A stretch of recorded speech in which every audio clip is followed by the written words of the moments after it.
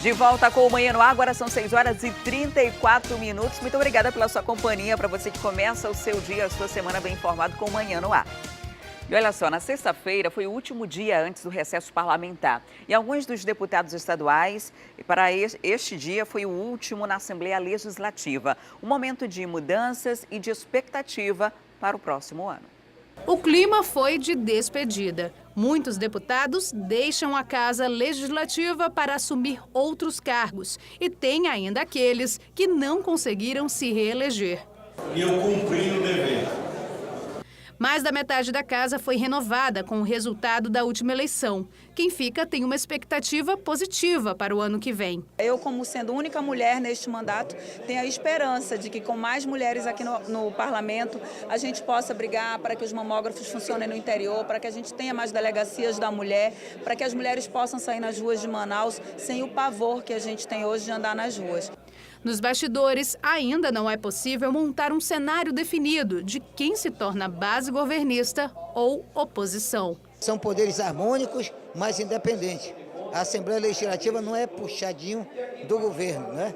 Então, cada um fazendo seu papel, o Executivo fazendo seu papel, o Legislativo também não obstruindo as ações do governo. Quem vai ganhar isso é a sociedade, de forma diferenciada.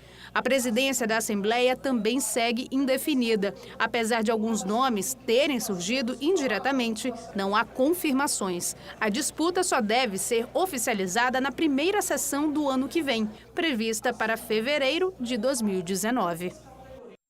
Em fevereiro, a gente deve ver esse parlamento bastante diferente, né? Houve uma renovação muito grande, renovação maior ainda quando se trata da Câmara Federal, os deputados federais do Amazonas. Houve uma renovação extremamente grande e a gente tem a expectativa de que os próximos deputados aí possam legislar em favor do Amazonas e não somente em questões pessoais. Agora a gente vai ao vivo para a FM o Dia, vem comigo, vamos conversar com a Emanuel Cardoso, que está na 93.1. Olá, Emanuel, muito bom dia para você. Oi, Adriane, muito bom dia para você e para quem te acompanha aí na TV A Crítica. Acabei de mostrar aqui para o nosso telespectador mudanças que devem acontecer ali na Assembleia Legislativa a partir do próximo ano. Alguns deputados se despediram, alguns porque vão para novas funções, outros porque foram tirados pela vontade popular, né? Não foram reeleitos. Vão ter que voltar a trabalhar, né, Adriane? Pelo menos, né? Pelo menos isso. Não que os deputados não trabalhem, perdão pela ironia aqui, né? Alguns ou muito pouco, alguns muito pouco. Porque o trabalho na Assembleia Legislativa é de 3 dias por semana, obrigatoriamente, e muitos deles faltam e muito ainda nesses 3 dias, que é só até meio-dia também o trabalho por lá. Agora, Emanuel, algumas pessoas vão ter novos desafios no ano que vem. Alguns desses deputados vão para outros cargos e, no caso, outras pessoas vão assumir cargos importantes no ano que vem, que é de secretariado. Faltavam alguns nomes serem definidos e o governador eleito, Wilson Lima, anunciou mais 6 nomes agora para compor o governo a partir do próximo ano. Exatamente, 6 nomes para as pastas que ainda faltavam ser definidas. Eu quero começar, eu tenho uma listinha aqui, Adriane, que eu não decorei o nome desse povo todo não, viu? O René Levi Aguiar, ele vai assumir a Cigás.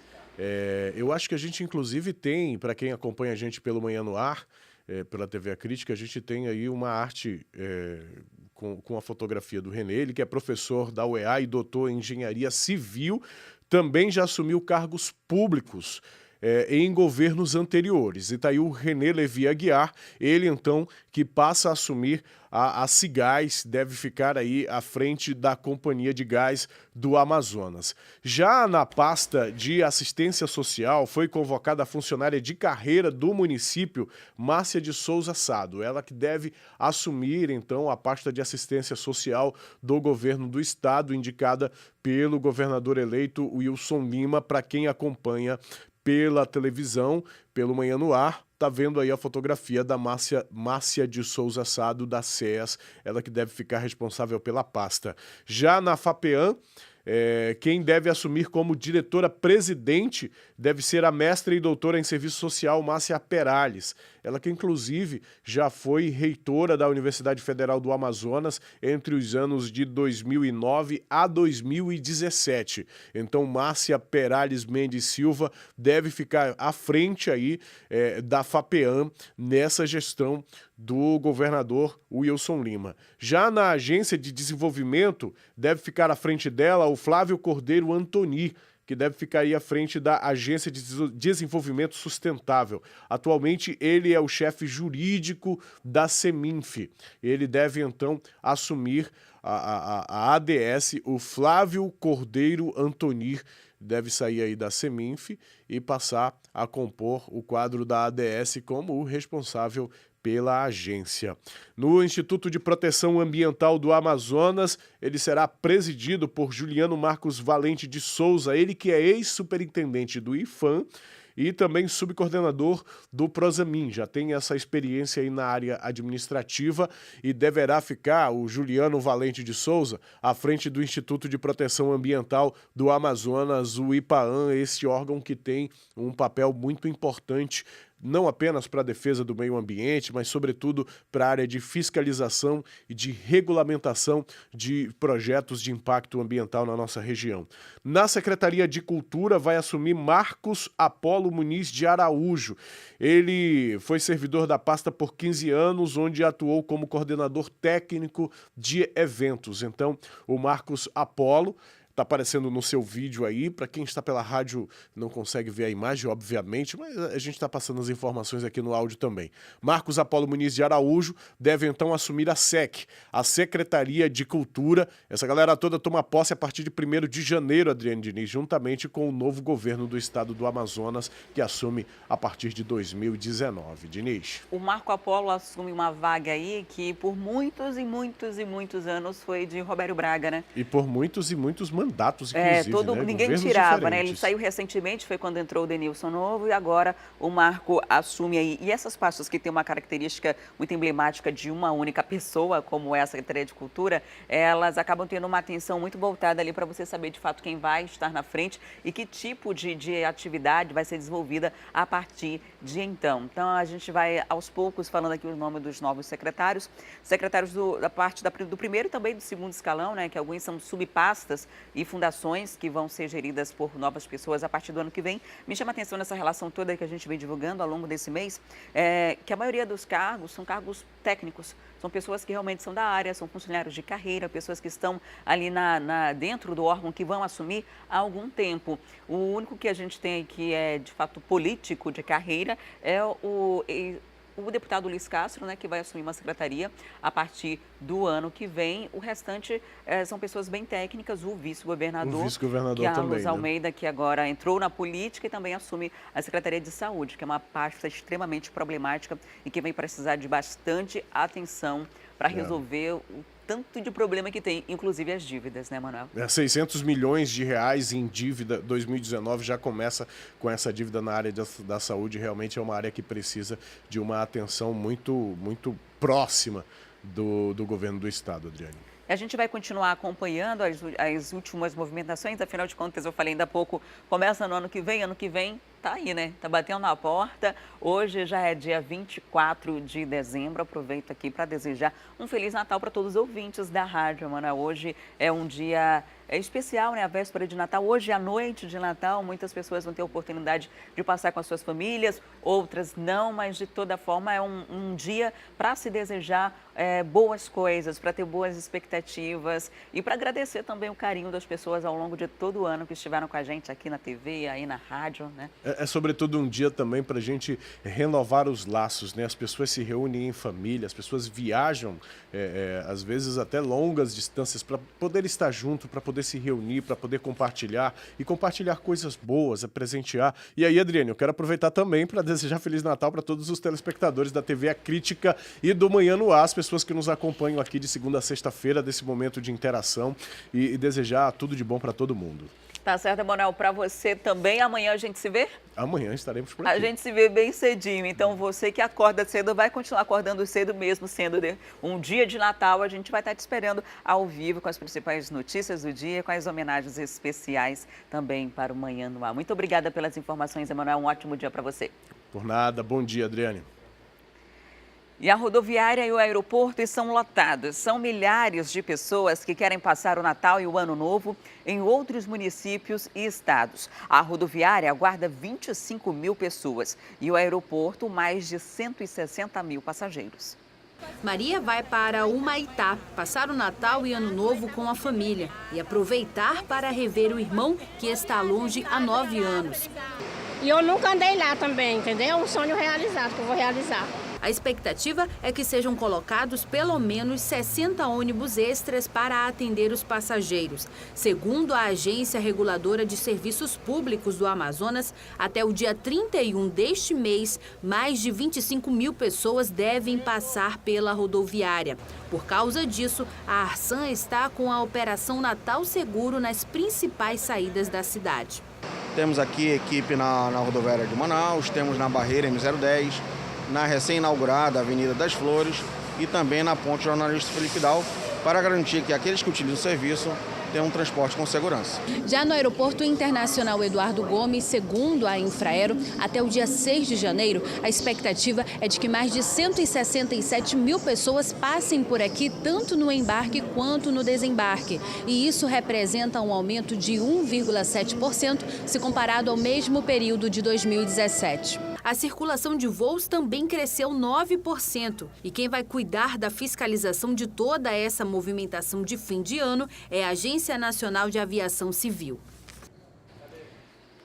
E nessa época do ano é importante ficar atento ao horário de funcionamento de estabelecimentos comerciais e públicos. A repórter Tamires Clé está ao vivo e vai trazer tudo o que você precisa saber para não ser pego desprevenido. Vamos conversar com ela então? Olá, Tamires, muito bom dia para você. Vai mudar muita coisa no atendimento? Oi, Adriane, bom dia para você, bom dia para todo mundo que acompanha a gente aqui no Manhã no Ar. Muda, né? Porque o Natal é realmente um dos feriados mais importantes, então muda muita coisa, é diferente do resto do ano que muitos serviços ainda continuam mesmo no feriado. Então a Prefeitura já decretou ponto facultativo hoje, na véspera do Natal, véspera de feriado. A maior parte dos serviços então está suspenso, funciona realmente só aqueles serviços realmente que não podem parar, como a saúde, por exemplo, em casos de urgência e emergência. Então, a maternidade Moura Tapajós funciona nesse sentido também. O SAMU funciona, o mesmo acontece nas unidades do Estado. Os hospitais vão funcionar apenas no serviço de urgência e emergência. Já aqueles que funcionam com serviço eletivo, né, de cirurgia marcada ou de consultas, esses não vão funcionar. Agora, em relação aos centros comerciais, o Centro Popular, o Shopping Popular lá do centro da cidade vai funcionar hoje a partir das 8 horas da manhã e fecha às 8 da noite. Já o Shopping Felipe Dal, lá na Zona Leste, vai funcionar até um pouco mais tarde, até às 9 horas da noite. A praça de alimentação fica ainda um pouco mais, até às 10 horas da noite. O mercado Adolfo Lisboa já está aberto, abriu às 6 horas da manhã e segue até as 5 horas da tarde. Amanhã ele vai abrir, então funciona apenas na parte da manhã, a partir das 6 horas da manhã até o meio-dia. Já, por exemplo, o centro que as pessoas querem deixar aquela compra de última hora, hoje tem até as 2 horas da tarde. Das 9 da manhã até as 2 horas da tarde, as lojas vão estar abertas. Amanhã não tem nada, não vai funcionar nada no centro da capital, nenhuma loja deve abrir. Os shoppings da cidade, eles estão com horários também diferenciados. A maior parte dos shoppings vai abrir às 9 horas da noite, com algumas exceções que tem, por exemplo, o Shopping São José, que vai abrir às 8 horas da manhã, o Amazonas Shopping, que abre um pouco mais tarde, às 10. O Estúdio 5, por exemplo, que começa às 10 horas da manhã e o encerramento às 10 horas da noite. Fora esse, a maior parte vai fechar as portas realmente mais cedo, às 6 horas, até para dar tempo de os funcionários funcionários também se prepararem para o Natal, né? Porque ninguém é de ferro, tem que aproveitar o Natal. E os supermercados, alguns fizeram um horário bem diferenciado, alguns fizeram inclusive viradão, estão funcionando desde sábado, não fecharam as portas ainda, vão funcionar até as 5 horas da tarde. Outros vão começar as atividades hoje às 7 horas da manhã. O ideal é que você cheque as redes sociais de cada supermercado, porque eles estão realmente com horário diferentes, né? Mas é sempre muito importante que a gente lembre também que os funcionários têm que dar aquela pausa, né? Então, por isso, todos esses serviços, eles vão ser interrompidos. Amanhã, a maior parte dos supermercados não vai abrir, não tem funcionamento, né, de supermercados, justamente para dar essa oportunidade para que todos curtam com a família, né, Adriane? Verdade. Aproveita você que está em casa, vai logo lá na cozinha, vê se está faltando alguma coisa e já compra hoje, porque amanhã não vai funcionar, até porque esses profissionais estão trabalhando a madrugada inteira, vão continuar trabalhando ao longo do dia de hoje. Então, sabe aquelas coisinhas, às vezes falta um detalhe para concluir um prato. Procura logo o supermercado, porque amanhã vai ser difícil. Se bem que amanhã muita gente vai comer o RO, né? Então se salva aí. Mas já é uma dica para você que ainda está precisando comprar alguma coisa. Os supermercados estão abertos nesse exato momento, inclusive. Obrigada, Tamires, pelas informações e até daqui a pouco. E agora a gente volta a falar dos casos da área policial. No sábado, houve uma grande correria no centro da cidade. Lojistas e clientes ficaram assustados após circular a informação de que estava ocorrendo um arrastão. Muitos estabelecimentos fecharam as portas. 6 pessoas foram presas por furto. A imagem aqui era uma imagem de terror, de medo e de muita correria. Muitas dessas lojas, exatamente neste ponto onde nós estamos, fecharam as portas porque estava ocorrendo aqui um arrastão.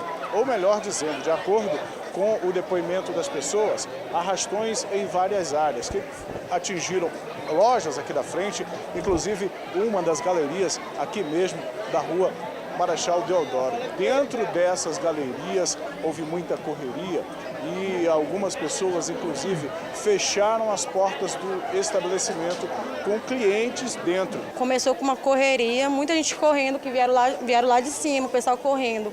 E todo mundo não sabia nada do que tinha acontecido na hora. Todo mundo se trancou e quando a gente vimos, já era o pessoal, todo mundo correndo, sendo pisoteado, criança, muita gente passando mal. Todas as lojas ficaram cheias de gente trancada dentro, entendeu? A gente fechou as lojas e ficaram cheias e muita gente correndo para fora, muita gente passando mal. Foi horrível. Pegaram ainda a gente aí fora, né? Mexaram. Muita gente aproveitou para fazer furto. Inclusive, a nossa outra loja foi furtada no celular da minha patroa. Pegaram um ladrão, um deles pegaram aqui dentro da galeria, lá em cima. Os outros pegaram lá fora porque eles correram. O arrastão ocorreu no início da tarde desse sábado aqui no centro, exatamente em um dos dias mais importantes para o comércio. Dia em que esses comerciantes, em que esses vendedores estão esperando a população sair do trabalho ao longo da semana e aproveitar o sábado para vir até o centro fazer as compras. Mas esse tipo de arrastão, além de espantar os clientes que já estão no centro em compras, também assusta as pessoas que estavam em casa planejando vir até o centro de compras. A gente espera o ano todinho por esse mês e hoje, principalmente pelo fato de ser sábado, muita gente trabalhou a semana todinha para vir no sábado. E a gente esperava assim tudo de bom para hoje, né? Todo mundo estava alegre e aconteceu isso e muita gente com certeza não vai vir no centro depois desse, né? E muita gente vai embora do centro, desistiram de fazer compras por causa disso. Para a gente que é do comércio foi muito triste, porque vai atrapalhar muita gente. Com certeza tem gente que não vai mais querer vir aqui no centro com medo do que aconteceu, né? É um sentimento de revolta mesmo. Tanto ladrão no centro que a gente não pode nem andar no centro. Hoje que eu vim no centro, já fazia um tempo que eu não vinha, mas eu me deparei com essa situação. Foi muita correria, as crianças caindo, senhoras caindo no chão. Era uma coisa de louco. Até agora o pessoal está preso nas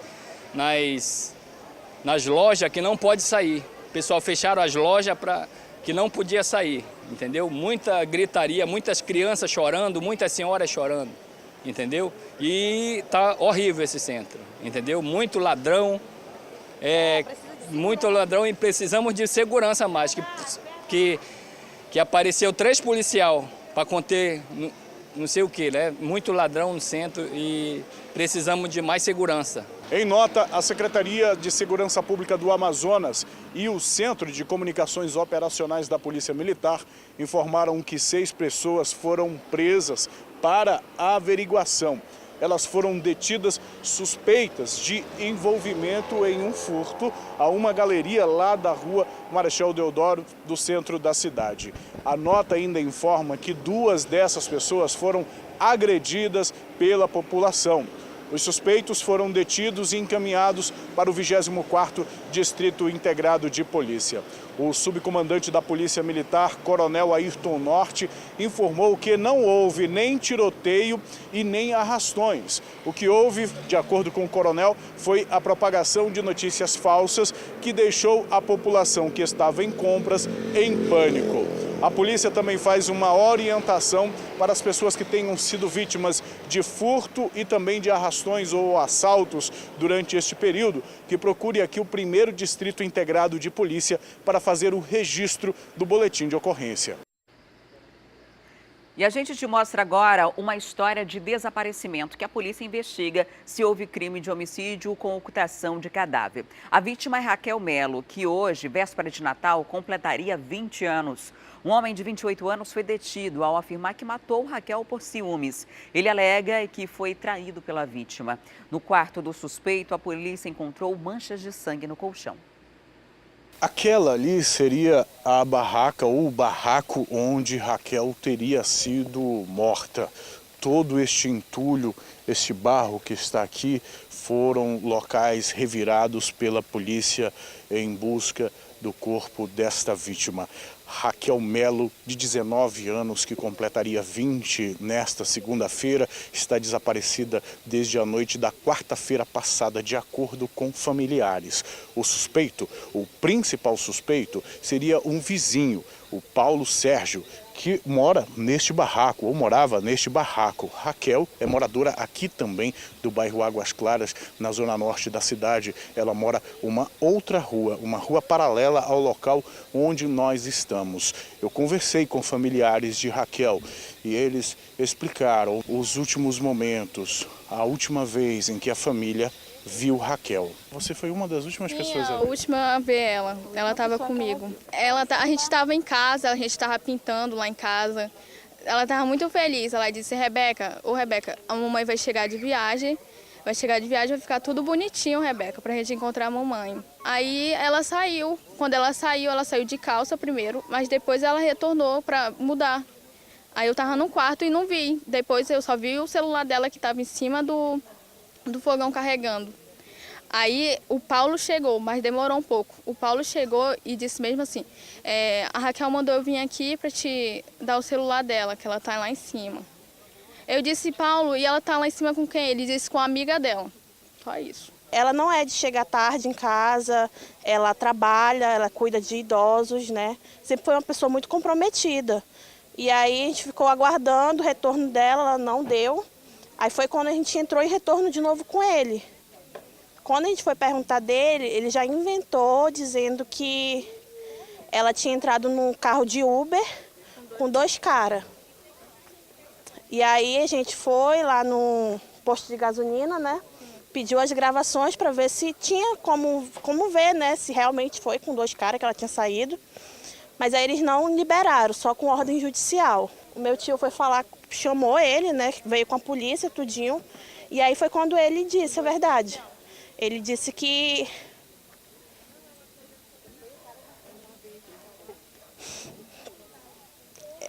ele matou ela, né? Ele colocou nas suas palavras que ele tinha degolado ela.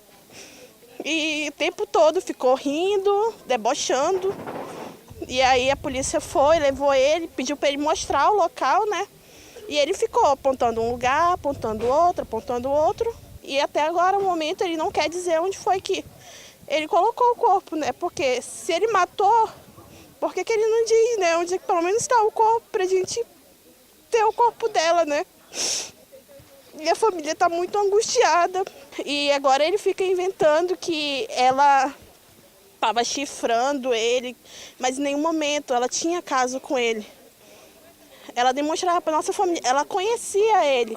E ela sempre, todo mundo da nossa família sempre é muito receptivo com as pessoas, né? A gente não vê maldade Mas, na verdade, a gente tem que ver maldade nas pessoas. De acordo com a polícia, há indícios sim de que um homicídio possa ter acontecido dentro deste barraco pelas marcas de sangue que foram encontradas no colchão. De acordo com o delegado, o plantonista da Delegacia de Homicídios que esteve aqui no local, Paulo confirmou que teria cometido este crime aqui no barraco e que teria escondido o corpo da vítima no igarapé, que fica aqui ao lado. Ele relatou lá pra gente agora à tarde que ele realmente a matou, entendeu? Que ele cortou o pescoço dela com uma faca aqui dentro da casa dele e depois teria carregado ela, atravessado o igarapé, cavado uma cova e enterrado ela na areia bem rasa, entendeu? Uma cova rasa. E, segundo os policiais, nesse local agora já não tem mais o corpo. Então a água provavelmente pode ter retirado, entendeu? O corpo do local, se ele estiver realmente falando a verdade, né? Sobre o local. Ele deu alguma explicação do que o teria levado a cometer esse crime? Ele fala claramente, várias vezes eu interroguei ele a respeito disso, ele diz que foi traição, que ele namorava ela, né, e que ela teria traído ele. Os familiares dela, o tio dela aqui não confirma esse namoro, mas aparentemente eles podem ter tido algum relacionamento, sim. É possível que o homicídio tenha ocorrido mesmo um homicídio nesse quarto? Tem indício sim, pelo sangue que está lá, pelas palavras dele, entendeu? As várias vezes que ele fala a mesma coisa, a roupa que ele disse que usava no dia se encontra lá, né, dentro da casa, realmente. Então, assim, há indícios fortes, realmente tem acontecido. Já está quase escurecendo, a chuva também está mais forte, a água do igarapé começa a subir, mesmo assim, os policiais militares, com a ajuda de alguns familiares e também dos cães, da companhia de cães, continuam fazendo as buscas, continuam fazendo escavações no local. Por aqui a gente percebe que o nível da água do igarapé está subindo, a chuva forte pode ser um impedimento, mas os policiais ainda continuam insistindo nas buscas no local aqui no igarapé, que fica próximo à casa onde mora o suspeito, onde o corpo da moça desaparecida desde a quarta-feira passada poderia estar escondido. Essas buscas podem ser encerradas daqui a pouco por conta da falta de luz e também por conta da chuva, mas a polícia vai continuar insistindo para tentar encontrar o corpo de Raquel. E Paulo Sérgio de Oliveira Bentes, de 28 anos, era foragido da justiça pelo crime de tráfico de drogas. Por isso, logo após ele afirmar que matou a vítima, mesmo não estando mais em situação de flagrante, foi detido e continuou preso. As buscas continuaram durante todo o dia de ontem e o corpo de Raquel foi encontrado. O Fred Rocha tem informações e a gente conversa agora ao vivo com ele. Olá, Fred, a gente mostrou ainda há pouco que os cães foram usados para tentar encontrar Raquel e foram justamente os cães farejadores que encontraram esse corpo, né? Adriane, 3 cães farejadores e 12 policiais civis participaram das buscas pelo corpo de Raquel lá no Novo Aleixo. Por volta das 11h50 da manhã, com o auxílio do principal suspeito de cometer o crime, o Paulo Sérgio, que esteve no local indicando onde esse corpo poderia estar, então os cães farejadores encontraram o corpo de Raquel. As buscas foram conturbadas na medida em que, durante esta ação da polícia ali no local, também teve uma confusão ali. O pai do principal suspeito de cometer este assassinato de Paulo e também o vizinho foram agredidos por moradores da área, acusados também de participarem da morte de Raquel.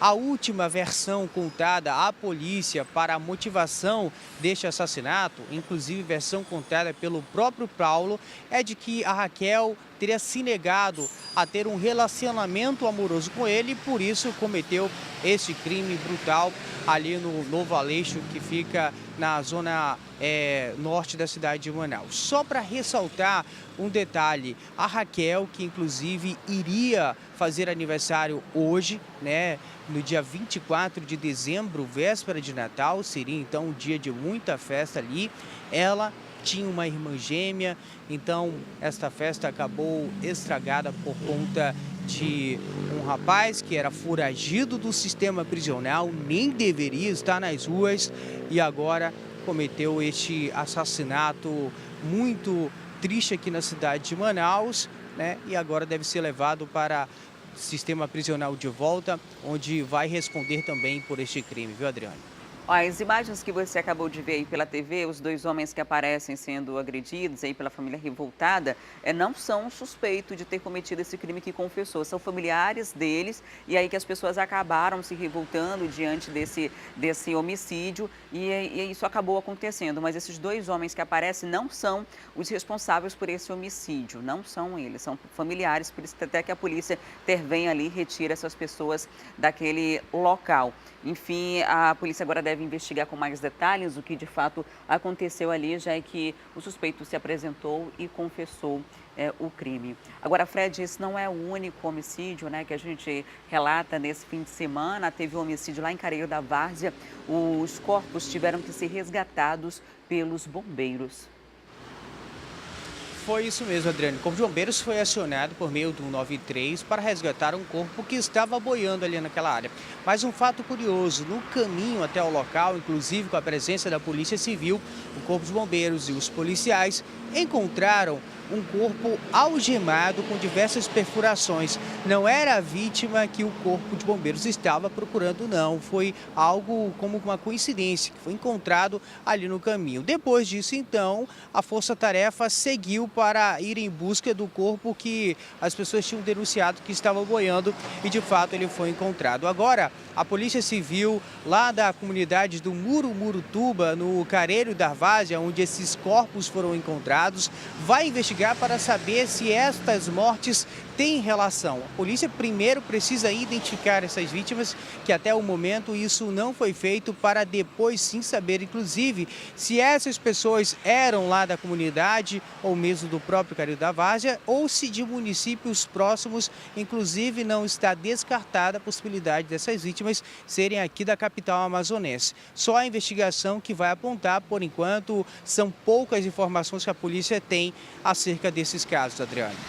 E aqui em Manaus houve também um homicídio no Monte das Oliveiras. A vítima foi morta por lá. E você tem outras informações sobre esse caso, né? Elberson Castro Borges, 26 anos, mais uma vítima. Ele estava no Monte das Oliveiras, na zona norte da cidade, quando 3 homens chegaram em um carro. Pelo menos 5 disparos foram efetuados na direção dele, que nem teve chance de reagir diante da ação dos criminosos. A polícia ainda não disse se o Elberson tinha alguma passagem pelo sistema prisional ou se já tinha sido preso anteriormente, e agora o caso é investigado pela Delegacia Especializada em Homicídios e Sequestros, que é a delegacia que investiga essas mortes aqui na capital amazonense. Mais uma morte com características de execução. Agora a DHS tem mais este trabalho investigativo para tentar elucidar este assassinato aqui na cidade de Manaus. Adriano. Ok, Fred, muito obrigada pelas informações. Até daqui a pouco. E agora a gente faz um intervalo. Você ainda não sacou o abono salarial? Não perde essa oportunidade. Os detalhes a gente te conta no próximo bloco. E hoje é véspera de Natal e aqui no programa vai ter dica de presente para você economizar. Não vai perder, né? Eu volto já já.